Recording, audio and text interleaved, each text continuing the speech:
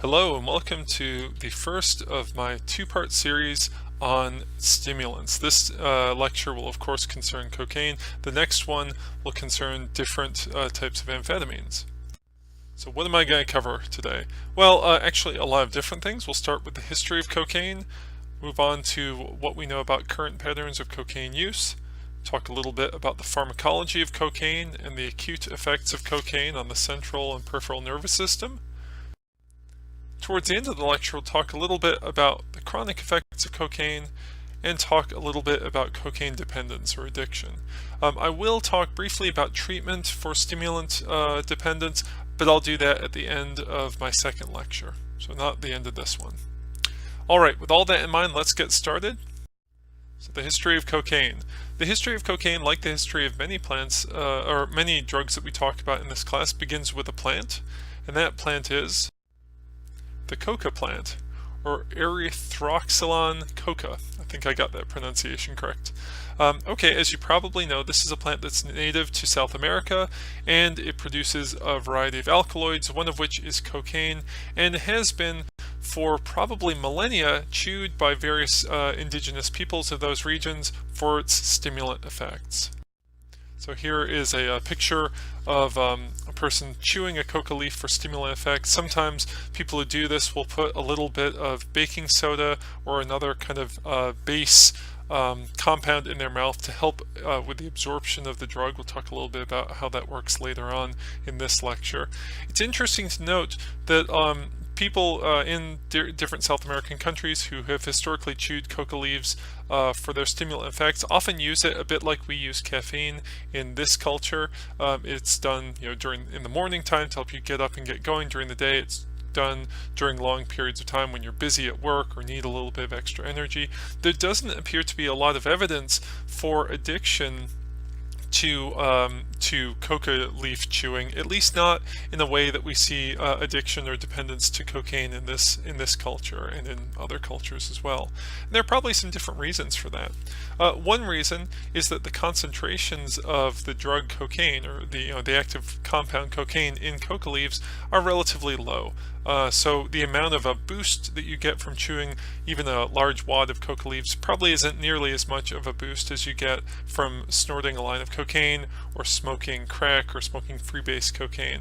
So there's not as much of a boost to the central nervous system, not as much of a risk for addiction or dependence. It's also worth noting that these cultures that have chewed coca leaves have done so for literally millennia, again for long periods of time, and so there are cultural traditions and kind of rules about when and how to use this substance. It's been argued, I think fairly persuasively, that a lot of the problems associated with using drugs, at least using the types of illegal drugs that we think of in our culture, have to do with the fact that these are marginalized behaviors. They're illegal. There aren't sort of broad cultural rules as to when and how to use these drugs. So anyway, interesting bit of history, a little bit of anthropology, I suppose. Coca leaves were and still are, at least in some places, chewed for their stimulant effects. But we need to talk a little bit about cocaine, the more familiar drug, and in order to do that we need to move forward in history to the European discovery of cocaine. Again, in a sense, it had been known by indigenous peoples of South America for a very long time, but Europeans discovered this plant during the Spanish conquest of the Incan empires and other empires during the 1500s. And they brought coca plants back to Europe with them because they noticed that people in the region chewed the leaves for stimulant effects. But coca doesn't grow that well in Europe, so it wasn't really that good a crop to start growing in Europe, and there were prohibitions against using coca leaves from the Catholic Church. The use of the coca leaves was seen as kind of a form of pagan worship, not Christian, not something that Christians should do. So for a very long period of time, there was an awareness of coca plants, but not much use of them for their psychoactive effects, at least among European peoples. That changed in the 1800s and into the 1900s when a German chemist named Albert Niemann isolated the alkaloid which he named cocaine from the coca plant. I think I mentioned in a previous lecture that to me, history generally is kind of fascinating, but especially the history of kind of the very late 1800s and into the early 1900s, because many of the things that we take for granted, like modern science, including chemistry and modern medicine, were really coming into their own during this period. And there was this kind of period in time when a number of chemists, many of them were German, just as it turns out, were going around the world finding plants, finding fungi, and isolating from them chemicals which conveyed the powerful medicinal or psychoactive effects that had been noted in their kind of indigenous use. So Nyman was one of these guys. He wasn't the only one, and he isolated cocaine. The person who really popularized cocaine, at least in Europe, was our friend Sigmund Freud. And if you've taken any psychology classes or even just vaguely paid attention to the idea of psychology, you're already sort of familiar with this guy as the inventor of psychoanalysis, the guy who developed a very large and elaborate theory about why people do what they do, why we have our different features of personality, a lot of it having to do with unconscious drives for violence or sex or other kind of interesting stuff to talk about. What's less known about Freud, at least as far as I can tell, is that early on in his career he actually did most of his early work on cocaine and hoped really to get famous for studying the effects of cocaine. He there was some awareness in Europe of cocaine. It had previously been isolated. You could find it in pharmacies. There wasn't a lot known about how to use it. Freud studied the drug. He used it himself. He used it with his patients. He gave it to his friends, and he wrote different manuscripts on this research and kind of imagined himself to have a career in the future as kind of studying and popularizing the use of this relatively new, from the perspective of Europe, new and kind of wonderful drug. So again, Freud published research on cocaine. He used cocaine himself quite a lot, and he gave it to his family and friends. Freud actually prescribed cocaine to a friend of his, a fellow named Ernst von Fleischl-Marxvau, for treatment of morphine addiction. That may seem strange to us nowadays, but at the time it made probably a fair bit of sense.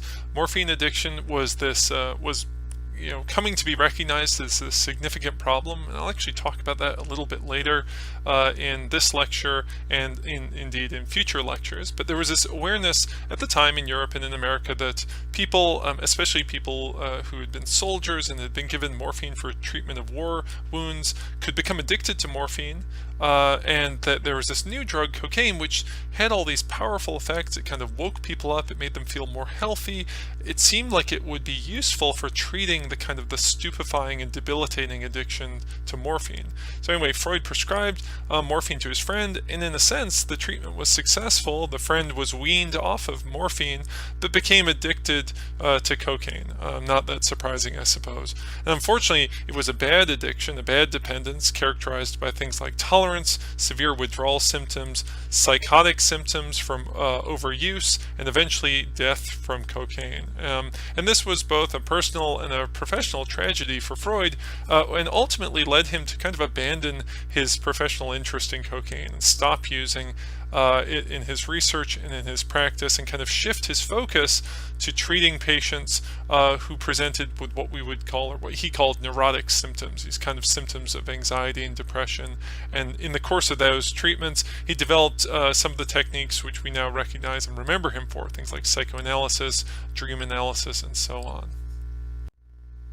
Now there's an important idea here that I think is worth noting, and that is that in the history of many of the drugs that we'll talk about, including cocaine, there's an early period of enthusiasm when the drug is new or newly discovered by pharmacology and by medicine. And during that early period, there's a sense that this new drug could provide valuable treatments for illnesses, including addictions to other drugs. During this early period, there's also, I think, a kind of an ignorance of the risk associated with using drugs.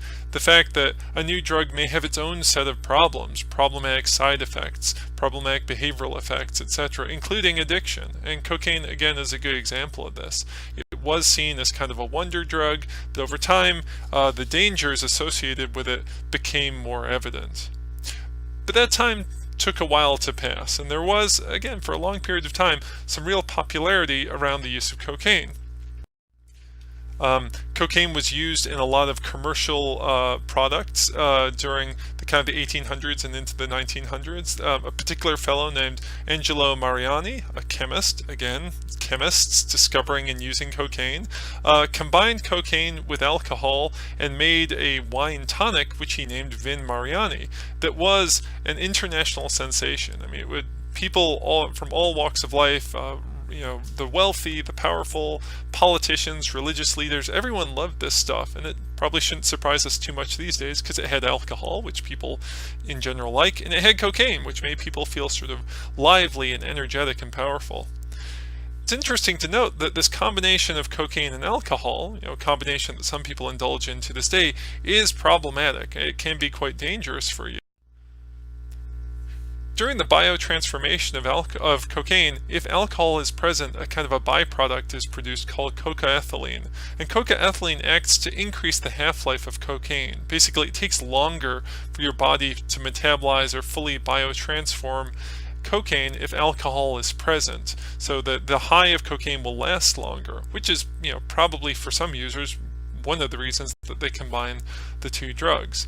The other thing that happens when these drugs are combined is that the increase in heart rate that's associated with cocaine, we'll talk about that a little bit later in this lecture, is heightened or enhanced. There's a greater jump in heart rate when cocaethylene is present in the system than just when cocaine is present in the system. So some people will combine alcohol and cocaine because they enjoy the kind of increased or more sustained high that they get. Some people combine alcohol with cocaine because they feel like the alcohol kind of takes a little bit of the edge off of the cocaine feeling, but the combination can be dangerous for folks.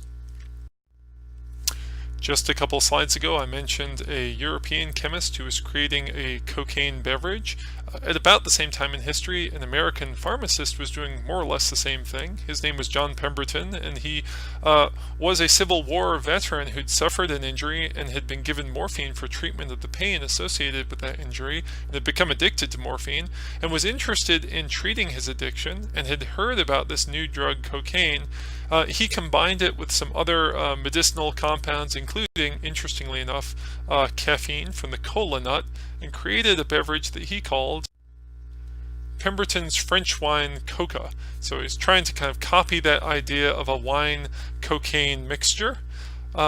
But during this time in America, the temperance movement was kind of gaining power and momentum, and the temperance movement, as we know, discouraged the use of alcohol. It saw alcohol as kind of a dangerous, unhealthy drug to use. So Pemberton reformulated his concoction into Coca-Cola, a non-alcoholic tonic that could be sold in pharmacies and had cocaine in it and was sold for the kind of a healthy seeming effects that it had on people. Here's an ad for Coca-Cola extract, and you may have to squint a little bit to see this on your screen, depending on how big the screen is that you're watching this video on. So I'm actually going to read some of it to you right now because I think it's just so interesting. Coca-Cola syrup and extract for soda, water, and carbonated beverages.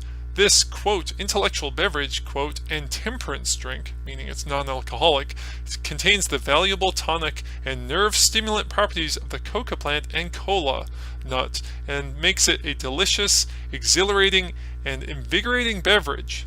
It's also a valuable brain tonic and a cure-all for nervous affections, including sick headache, neuralgia, hysteria, melancholia, etc. The peculiar flavor of Coca-Cola delights every palate, and blah blah blah blah blah, so on and so on. I love this ad because it sort of suggests that this drug, which I think we now think of as a fairly dangerous drug to use, cocaine, was at a period of time not that long ago seen as a very healthy drug that would cure illnesses and stimulate your brain and make you feel just great. And in fact, it was very popular. So here's another ad. Again, it says, tired? Drink Coca-Cola. It relieves exhaustion. No doubt it does, because it has cocaine in it. Here's a picture of an old soda counter at a pharmacy.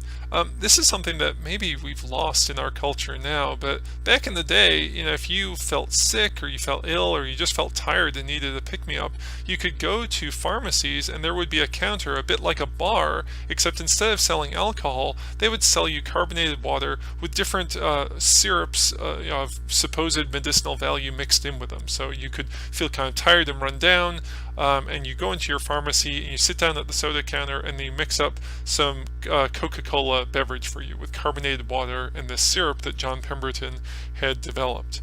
So cocaine was popular as this kind of pseudo-medicinal, somewhat recreational health tonic. An interesting idea, again, I've sort of said, is that attitudes about drugs have changed a lot. Alcohol used to be seen, at least by some people, as unhealthy and dangerous, and cocaine used to be seen by most people as healthy and safe. The reason I'm highlighting this, again, I guess I already have, is just to point out that perceptions, the attitudes change, of course, and at least some of those changes seem to have to do with perceptions of relative risks and benefits. The reason people thought of alcohol as dangerous, as we do still these days, is because it's associated with health problems and social problems. And at least back in the day, cocaine was seen as this thing that didn't have a lot of those health problems and didn't have a lot of those social problems associated with it. So it was relatively safer. Again, that the way that individuals and the society in general judges risk and benefit as well seems to be very important for shifting attitudes about drugs over the years. So anyway, cocaine was present in a variety of pseudo-medicinal kind of recreational beverages. It was also present in a variety of so-called patent medicines. They're called patent medicines because back in the day, in the late 1800s and into the early 1900s, if you wanted to make some money, you could claim to have a patented formula for a medicine. And you could say, well, this is a medicine that cures toothaches, or it cures insomnia, or it cures depression, it cures whatever. And you could say that you made it with whatever you cared to say you made it from. You wouldn't have to report any of the ingredients from it. You could claim that it was your special secret formula. There was little or no regulation of the manufacture and sale of drugs during this time. So here's an ad for cocaine tooth drops, which are an instantaneous cure. You can give them to your kids when they're teething. Actually, as funny as that sounds nowadays, if you think about it, the last time you went to the dentist, if you had a tooth extracted or a cavity drilled, they probably gave you a topical treatment with lidocaine and maybe an injection treatment with Novocaine to numb the pain in your mouth. Cocaine is a fairly powerful analgesic, so if you put it on your gums, it will numb them up. Cocaine is actually still used in medicine, but mostly just for optical surgery. So if someone wants to numb and paralyze your eye while doing a surgery on your eye, like removing, maybe a cataract or something like that, they'll use cocaine in very small amounts dropped right onto your eye.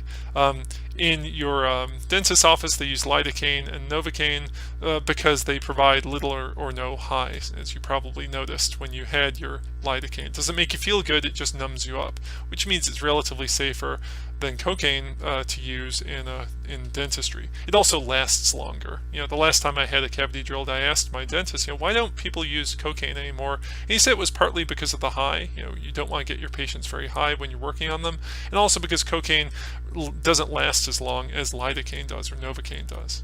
So anyway, back in the day, patent medicines were a way that people could use drugs, including cocaine.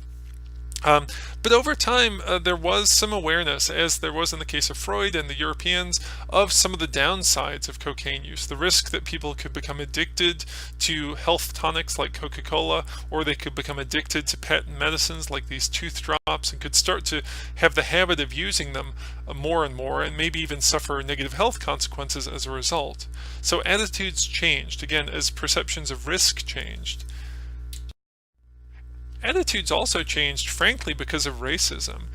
In this time in history, in the early 1900s, there was, there still is racism in America, let's acknowledge that, but certainly back in the day, there was a tremendous amount of racism and a tremendous amount of fear of African Americans, especially African American men, who would use cocaine and then commit crimes. Now, to be clear, the real historical evidence of this is slight. There were, however, a number of very kind of sensational newspaper articles that really hyped up the risk of these type of crimes associated with people, African American men, who would use cocaine and become kind of homicidal killers and just indifferent to pain, would sort of chop, as you can see in this newspaper clipping. Slayer hacks woman's body, remains literally chopped into pieces. Chicago police search for a giant Negro. There were a number of these newspaper articles in the early 1900s, and they really stoked fear about the dangers that these type of folks pose to society. Again, the historical reality of this is very limited. There were lots of people who were using cocaine. There were some people who were murderers. There's not a lot of evidence really that there was a wave of crime committed by black people or other people on cocaine. But that was the fear of the time, at least among a lot of the white majority, and it led to the passage of laws, particularly in southern states, but not always, and alone in southern states, banning cocaine, at least banning the sale of cocaine to African Americans, or at least sometimes to the sale of cocaine to anyone. But at that time in history, there was no national regulation about drugs of any sort. So, most drugs that we think of now as being illegal were perfectly legal back then. That changed a little bit, somewhat as the result of racism towards African Americans. And this is an important idea, and I'll return to it again and again in future lectures. Why do attitudes about drugs change? Well, some of it has to do with perceptions of risk, like I said earlier, but we have to acknowledge that those perceptions of risk are influenced by our general attitudes including our attitudes towards race or class or other features that we use to divide up our society. And attitudes and laws about drugs, I think, reveal to us a lot about our own history. The history of our country in terms of its racism, its classism, its sexism. Laws about who gets to use drugs or when drugs should be legal or when drugs should be illegal often have at least something to do, and maybe even more often have a lot to do, with fears that we have about different groups in our society. It's worth being honest about that, I think, even though it's obviously a very unpleasant thing to talk about because it's an unpleasant history. So anyway, with that in mind, as history moves forward into the early 1900s, there was the passage of the Pure Food and Drug Act. This was the first piece of federal legislation that required manufacturers of medicines, like those patent medicines I mentioned earlier, to list the active ingredients on their labels, and to also include a warning if the medicine was thought to be habit-forming, or addictive, as we now say. It's interesting to think about that for just a second. If you pick up an over-the-counter medication, like something for a headache, or if you get a medication from your doctor or a prescription that you have filled at a pharmacy, you can look on the label and see what the active ingredient is. You can see all sorts of warnings about how to use it or how not to use it. All that is, historically speaking, relatively new, at least dating only back about as far as a century ago to the passage of this first piece of legislation. Later on in the teens, in 1914, there was the passage of the Harrison Tax Act, which granted the federal government the ability to tax and regulate interstate commerce, and more particularly allowed federal law to control how doctors dispense drugs. So the ability of any government, especially the federal government, to regulate behavior among citizens has a lot to do with how taxes are levied. So if you want to control how much or how little of something people buy, you can levy a very heavy tax on it or a very light tax on it, or you can require that taxes be paid in a certain fashion, and in that way you can regulate behavior. The Harrison Tax Act included provisions about cocaine at the behest of Southern legislators who were responding to some of these racist fears about African Americans using cocaine and becoming dangerous to society. So this act, 1914 Harrison Tax Act, was really one of the first pieces of legislation when the national, or I should say the federal government, kind of weighed in and began to think about regulating a drug, or actually a whole group of drugs, including cocaine. After that period of time, cocaine essentially became illegal. It was difficult for doctors to prescribe it. It was difficult for pharmacies to fill prescriptions. It certainly was very difficult for it to be purchased.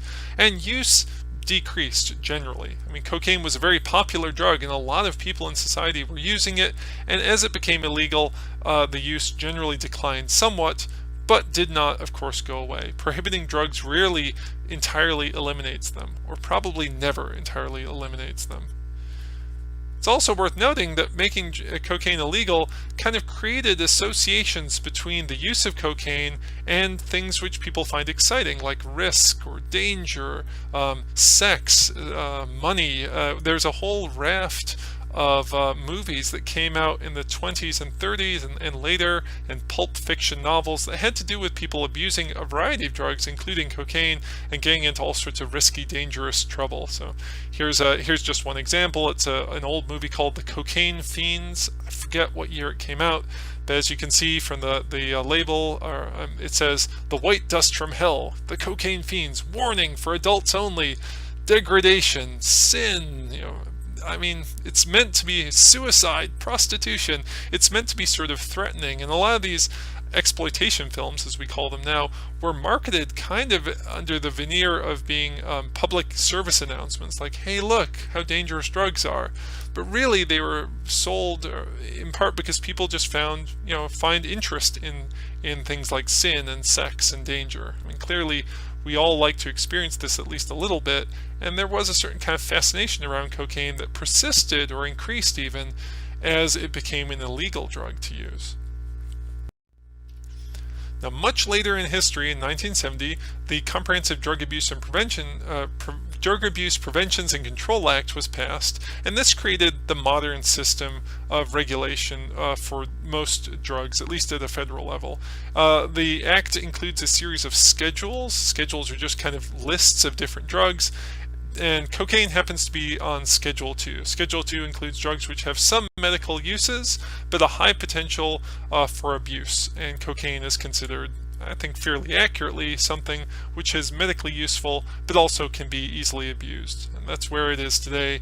From the federal government's perspective, it's very illegal to buy or to use cocaine, to sell cocaine, in almost any way. That's our current law system about that. Kind of gone from, in the period of less than a century, from cocaine being this healthy drug, which was, or at least thought to be a healthy drug, which was widely available and widely used, to a drug which is generally considered quite dangerous and which is, from the perspective of the government, especially the federal government, a very illegal drug to use. A few more things to talk about in the history of cocaine. I want to briefly touch upon the use of freebase cocaine and crack cocaine, and then we'll move on. Regular cocaine, if you want to call it that, is cocaine hydrochloride. It's a salt, and if you think back to your chemistry class in high school, you might remember the salt is a combination of an acid and a base. Freebase cocaine is when you extract the pure cocaine from that base, usually using a solvent. So we can use a solvent like ether to kind of dissolve powdered cocaine, and then if we're careful, we can dry off a powder from that mixture, which is mostly just the raw cocaine. The freed up base and the hydrochloride is kind of sloughed off and can be removed. The advantage of doing this is that now you have a substance which has a relatively low temperature at which it will become volatile. So freebase cocaine can be smoked. Regular cocaine really can't. So you can smoke the drug, and as we know, generally speaking, smoking and inhaling a drug gives you a stronger, faster effect of it. So that's the motivation for creating freebase cocaine. Ether, though, and the other solvents which are sometimes used for making freebase are pretty dangerous because ether is quite volatile. So you imagine, meaning it'll burn, it'll even explode under heat.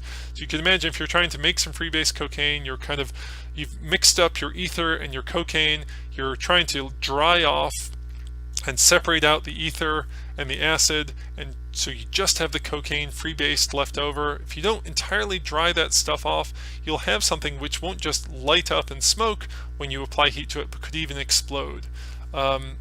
Those of you who are fans of comedy, you may recall some of the classic comedy done by Richard Pryor, who was a freebase cocaine user, and he has a number of very funny and kind of sad, when you think about it, stand-up bits where he's talking about essentially lighting himself on fire trying to freebase cocaine. So if you want to smoke cocaine, freebase is one option. Another option is crack cocaine. And crack cocaine is created by combining cocaine, regular cocaine, with water and another base, usually baking soda or sodium bicarbonate. And if you then heat the mixture, you can extract kind of large sort of pebbly rocks from it, which are the crack cocaine, which, like Freebase cocaine, are volatile under heat, can be easily smoked relative to powder cocaine, regular cocaine. So the effect is very similar. You get a drug which is you get the drug in a form which is easier to smoke, and which means you can sell small amounts of it to your customers, and they can get a strong effect from it. So from the perspective of someone who's trying to sell drugs, making free-based cocaine or crack cocaine is often a valuable business move, but there are some risks associated with it, obviously, for using any drug, but especially drugs like Freebase or crack.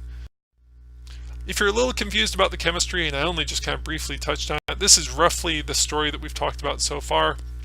We have our coca leaves, which can be chewed in the mouth. We can chemically extract cocaine hydrochloride. I haven't really talked much about how that works, but I may try and link a few videos on YouTube or on Blackboard to talk about that. And then from cocaine hydrochloride, the regular cocaine, we can extract either Freebase or we can extract crack cocaine, which can be smoked. Okay, so with all that in mind, let's talk about current cocaine use. What do we know about how much cocaine, or what percentage of people are using cocaine? Well, if we consider the monitoring the future data, again, this is looking at young people in high school age, we can see that if we look at 12-month cocaine use, it's fairly low among adolescents. So, pardon me, less than 4% or so of 12th graders will report having used any cocaine in any form within the last 12 months, and there's fairly low perceived availability. Most people, maybe only 1 in 5 or so, are saying that they could get cocaine if they wanted to. Most people, it isn't around them, or not something that they can easily get. Also in this age range, you see moderate to high, I guess, perceived risk of using and disapproval of using. So cocaine isn't a drug which is used very much among young people, at least relative to other drugs like marijuana or alcohol, and it's seen as fairly risky to use, and there's a kind of a general disapproval of using it. You can see kind of that same idea if you look at the National Survey of Drug Use and Health data, but restrict to ages 12 to 17, so roughly the same ages that Monitoring the Future captures. And you can see that cocaine is relatively less commonly used than a lot of the other drugs that we'll talk about, particularly things like marijuana or even hallucinogens. If we look at the National Survey of Drug Use and Health, but consider just the general population, that's people aged 12 or older, maybe about 1% to 2% of people will report using cocaine within the last month or last year. Maybe as much as 14 or 15% of people will report using at any point in their lifetime. So it's not a drug which is entirely rare in its use, but it's relatively rare. And the numbers are somewhat lower, or I should say the percentages are somewhat lower if we limit ourselves to just looking at crack cocaine. So the take-home message here is cocaine is out there, it's a drug that people use, it's not a drug that is as popular, at least based on what people are telling us, as some of the other drugs that we will talk about, particularly marijuana. Okay, moving on, let's talk a little bit about the pharmacology of cocaine. What do we know about how it gets into the body? Well, cocaine is water soluble, which means it's pretty easy to get it into our body. We can inject it intravenously, we can use our nasal membranes and sniff it, we can even inhale it into our lungs, we can even drink it in a beverage into our stomachs, as you saw historically when people drank all those cocaine tonics. Now, about the stomach, in a much earlier lecture, I think probably my first lecture on pharmacology, I talked about how the acid in your stomach will tend to react with and neutralize cocaine. That's somewhat true. We lose some of the cocaine that we drink into our stomach, but some of it still does get absorbed into the body. Nowadays, it's probably pretty rare, I think. I've certainly seen little or no research on people drinking cocaine, but you could in principle do it. You probably would have to use a fair bit of it to get the effect that you want. So most people who want to use cocaine, as you probably know or would guess, either snort it or inhale it or maybe even inject it. But back in the day, people drank it, and you can get some of the cocaine into your body that way. By the way, I mentioned before how that Vin Mariani was popular. Here's an ad talking about how the Pope used to drink it. I'm not sure which Pope that is. I'm not Catholic, but way back in the day, everyone, including presidents and popes, used to drink cocaine cocktails. Moving on, nasal membrane. Cocaine is, interestingly, is a vasoconstrictor. It's one of the reasons people like to use it for dentistry, by the way, or for surgery, because not only does it numb an area, but it tends to cause a constriction of blood vessels. So you not only get pain blockage at the site where you're doing your surgical work, but you also have decreased bleeding. An interesting consequence of this is this limits somewhat the absorption of cocaine when you sniff it, because not only some of it absorbs into your bloodstream through your nasal membranes, but as it's absorbing, your blood flow to your nose is decreasing, so you get limited absorption. And at least one pharmacology book I have suggests that maybe 20 or 30% of the cocaine you sniff will actually get absorbed into your body through your nasal membranes. This absorption is relatively slow, at least relative to inhalation or injection. But again, depending on the research you look at, we expect to see peak blood levels of cocaine in about 30 minutes, maybe as late as 60 minutes. And the effects that people experience from cocaine, some of the euphoriant effects and stimulant effects, kind of parallel this rising blood level. So within about 20 or 30 minutes of snorting cocaine, you kind of hit your peak in terms of how much it's affecting you. Cocaine can be absorbed through the lungs, at least if it's reduced down to crack cocaine or freebase. As I said, those products can be vaporized. If you apply heat to them, they'll create a smoke. You inhale the smoke. The absorption that you get that way is highly variable. Again, at least one pharmacology textbook I had says it can be as low as 5% and as high as 30% of the cocaine you smoke and inhale will get absorbed that way.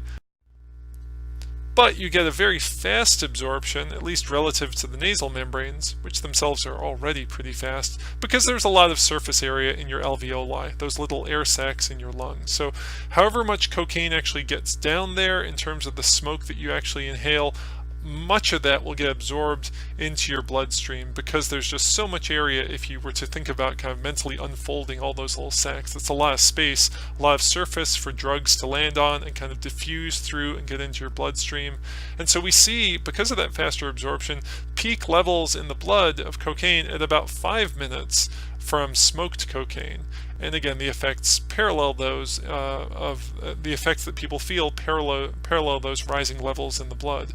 So bottom line is, people who smoke cocaine get a much faster effect from the drug than even people who sniff it. And you can find on YouTube accounts of people talking about smoking crack cocaine, and it's, they tend to confirm this, that if you smoke crack, you get this very quick, powerful effect of the drug, even more so than snorting it.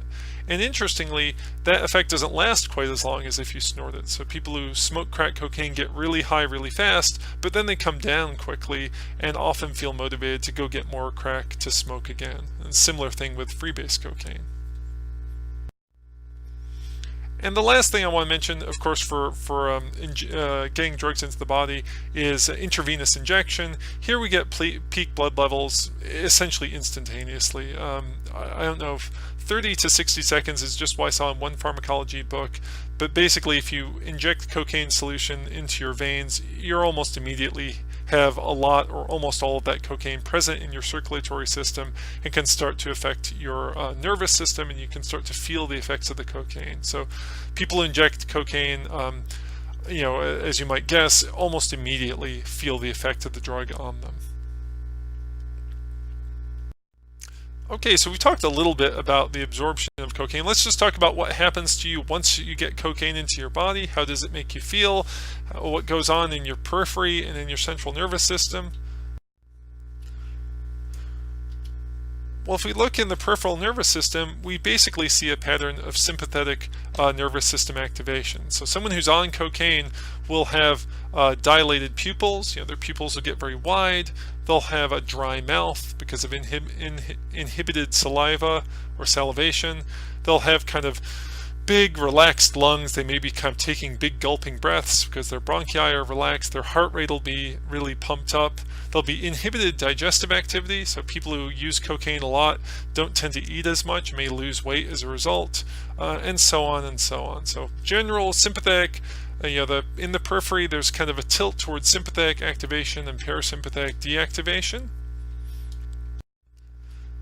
Things like increased heart rate and respiration may actually lead to feelings of panic. If you just simply, without using cocaine, just sitting in your chair, start to hyperventilate, breathe very quickly, you can sometimes even trick your body into having a panic attack. Obviously, I wouldn't recommend doing this, but if you did, it wouldn't be particularly dangerous for you.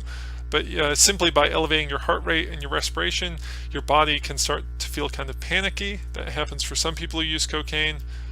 There's also a general increase in energy, as you saw maybe on that previous slide. Under sympathetic activation, we see stimulation of glucose release from the liver. Your liver stores a fair amount of glucose, so releases it, your body gets extra energy. We also see secretion of adrenaline from your adrenal glands, so you get more energy, further kind of driving your heart rate up. This basic pattern in the periphery is just lots and lots of activation. Let's move inwards and talk about the central nervous system now. In the central nervous system, we see a similar kind of pattern of just general activation kind of across the systems. So in the hindbrain, we have increased activity there, which corresponds to a general increased alertness, less sleep, more activity. In the midbrain, we see greater activation there, which subjectively feels like having more energy and feeling greater kind of psychomotor agitation. People who are on cocaine will be kind of jittery and energetic. They'll just want to jump up and go do something. If you think back to an earlier lecture I gave, I showed a clip, or I linked to on Blackboard a clip from the movie The Wolf of Wall Street, which features two of the main characters smoking crack cocaine, and one says to the other, "Let's just get up and go run like animals," I think, and then they go tearing off from the bathroom where they were smoking crack. And that's kind of part of the picture that we see from increased activity in the midbrain. And in the forebrain, in the limbic regions, we see increased activity, big shifts in emotion, including shifts towards positive emotion, increased sense of motivation, increased activity kind of all around. As I mentioned in a previous lecture as well, we can study some of these effects in non-human animals like rats, and we find that when we innervate a rat with an electrode into its limbic system, we can train that rat very easily to press a lever to receive stimulation to its limbic system. The rat will even overcome obstacles like an electrified grid in its quest to get that stimulation. This provides kind of an analog model for what drug addiction might work like, or how a drug addiction might work in humans. We see human drug users who are willing to overcome obstacles to get stimulation to their brain, and cocaine works very much that way, whether like our poor rat in the cage with the electrode in its brain. At a deeper level, or a kind of more molecular level, we know that cocaine activates several of the monoamines, particularly dopamine and norepinephrine. And it activates them basically by blocking the reuptake of them. So if you think back to previous lectures where I've talked about this process where in synaptic communication, the axon of one neuron will release neurotransmitters that will drift across the synapse and activate receptors on the dendrite of the next neuron, and then those neurotransmitters will uncouple and drift back and kind of get recycled, or they'll go through reuptake and get recycled. Cocaine is a drug which blocks that reuptake process, so we get an excess of neurotransmitter building up in the synapse and an excess of activation on the postsynaptic side of the synapse, of the dendrites of the kind of downstream neurons. So that's how we think that cocaine works kind of at a molecular neurobiological level. So as I've said already, in the central nervous system, we see this general pattern of increased activity, which is experienced subjectively as a lot of energy. People who are taking cocaine will describe the cocaine rush, like a sudden sense of energy and purpose and excitement. They'll also describe an increased sense of reward sensitivity, like the world seems full of possibilities and excitement for them when they're on cocaine. I used to watch a lot of documentaries about rock music, and you sometimes in these, depending on which musicians you're following, will hear people talking about their use of cocaine while recording different albums or different tracks. And more than once I've heard a musician say something like, yeah, you know, when you're using cocaine and you're recording your music, you just feel like it's the best music ever, like it's the best music you've ever written, it's the most important music that mankind has ever heard. And then when the cocaine wears off, you think, oh, well, this isn't that great. It's that increased sense of reward sensitivity when you're on cocaine. And there is, for many people who use cocaine, a sense of just pleasure, like the world feels good and exciting when you're on the cocaine. Unfortunately, this is followed by a cocaine crash, where as the cocaine is being biotransformed and getting out of your system, you have decreased energy, decreased reward sensitivity. The world seems kind of boring and plain and unrewarding and unpleasant to be in. And for some people, this can even feel like a kind of a sense of depression or dysphoria.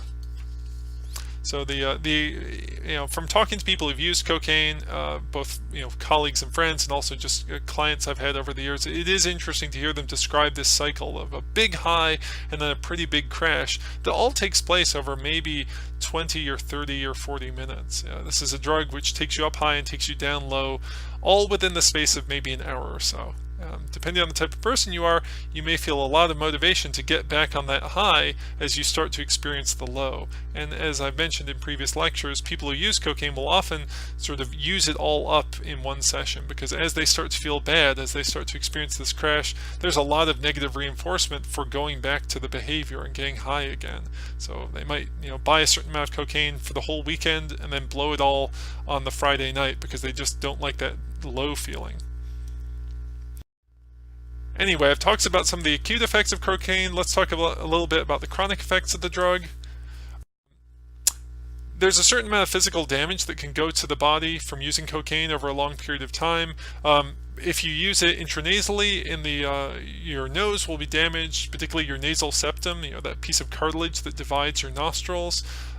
When cocaine hydrochloride, powder cocaine, regular cocaine, gets into your nose, it interacts with the water that's present in your nose and in your snot, to be honest, and as it dissolves, it creates hydrochloric acid. That's that chloride, or that hydrochloride, and the cocaine hydrochloride becomes hydrochloric acid and will actually dissolve your tissue. So if you use cocaine for long enough, you really mess up your nose. I actually had a client many years ago who was a young woman, only in her teens, who had this condition where she had essentially one nostril from using cocaine. Surprising to see that in someone so young, but she'd been a heavy user. There's also damage to the heart that takes place over time. As I mentioned before, when you use cocaine, one of the acute effects is it really revs up your heart. Your heart beats very fast for a relatively short period of time. Now, there's clearly some benefit to elevating your heart rate in a safe way. That's why that's one of the reasons why people exercise. You go out and you jog or use the elliptical runner at your gym, and you're elevating your heart rate, but you're doing so in a controlled fashion over 20 minutes or an hour, and you do it on a regular basis, and it's not honestly that huge racing heart. Your heart goes up a little bit, but not that much. That's healthy for you. If you were to really jack up your heart rate every once in a while when you use cocaine, there's a good chance that you would inflame the muscular tissue that is your heart, and that can weaken the heart over time and put you at greater risk for cardiovascular disease, including heart attack. There's physical damage to the vascular system of your brain, that is, the blood vessels that supply the tissues in your brain. This can lead to increased risk for stroke. And as I've mentioned in previous lectures, there's damage to a variety of areas in the brain, including the basal ganglia, an example of that being the substantia nigra, where if you've used cocaine for a long period of time, some of those systems don't seem to be able to recover that well, and you can develop psychomotor symptoms where you have a tremble or a tremor in your movement that looks a lot like Parkinson's disease. So those are some long-term physical damage can take place across various systems within your brain. You can also suffer some psychological effects over time. Cocaine psychosis is a condition which can be diagnosed if you are a regular user of cocaine and you begin to suffer from paranoia, delusions, particularly paranoia, and hallucinations, particularly physical hallucinations. Recall that I mentioned that Freud's friend and colleague ended up ultimately suffering from cocaine psychosis. These were some of the symptoms that he had. This looks a little bit clinically like paranoid schizophrenia, actually, although it's easy to do the differential diagnosis if you note that the person's been abusing cocaine. The physical hallucinations are really unpleasant. They're officially called formication, but they're more commonly called cocaine bugs. People who have used cocaine a lot and start to suffer from these hallucinations have the perception that they're animals or insects or something or other crawling under the surface of their skin, and they'll often scratch and pick at their skin, so much so as to cause bleeding and even real infections where they really do have skin problems. So it's quite unpleasant. People who use cocaine for long periods of time will tend to also suffer from anxiety and also from depression as well. So the long-term consequences are fairly unpleasant for people, at least if they're regular users of the drug. Long-term consequences bring me to talking about cocaine addiction or cocaine dependence. We're going to briefly highlight a few basic concepts that we've talked about before, just as a way of review and hopefully as a way of kind of bringing them back into the focus of your thinking. When we're using a drug to get a rewarding feeling, when our use of the drug is maintained by achieving those rewards, we're doing something for positive reinforcement. So part of the story with cocaine addiction or cocaine dependence is what we might call psychological addiction, or we might just more accurately call positive reinforcement. I like the feeling that I have when I'm on cocaine, so I feel motivated to use cocaine again when I have the opportunity.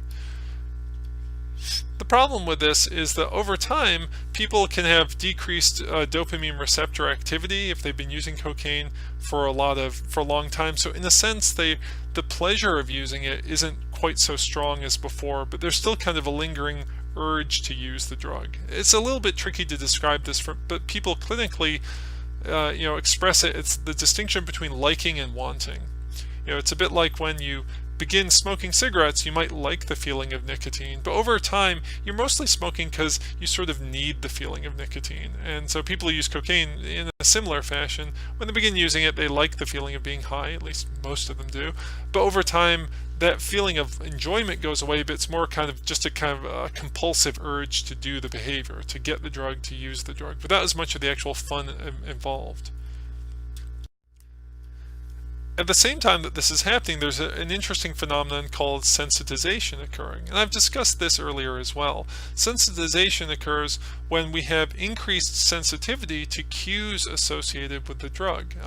In the past, I've linked to a video from the HBO Addiction series, which looks at some of the neuroscience of sensitization, where people who have used a drug over time will become more and more sensitive to cues associated with using those drugs, such that their brain responds very vigorously to those cues, even if they subjectively don't recognize it. So a man who's used cocaine in a particular neighborhood or with a particular group of friends might later on in his life feel a sudden craving to use the drugs and not even understand at a subjective level that's because he was in the neighborhood where he used to use the drug, or he's among friends he used to use the drug with. So there's this weird place that cocaine users are in where they can become tolerant to the drug somewhat and not really like it so much, but still kind of crave to use it. And we also can have associated with cocaine use using to avoid negative feelings. So if psychological addiction we kind of pair with positive reinforcement, we sometimes call physical addiction, we can pair off with negative reinforcement. That is, I might want to use cocaine because when I stop using cocaine, the world just doesn't seem very fun or rewarding to me anymore. I know that if I go back to using cocaine, I'll get some of that good feeling back, so I'm motivated to go back to using. I'm motivated to avoid the depression or the anxiety that I'm feeling now that I'm not using cocaine.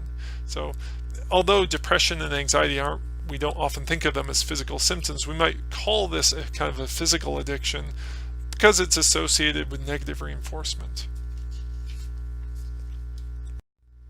Okay, so that's a lot of information about cocaine. I know I've been going for almost an hour now, not counting the retakes that I've done.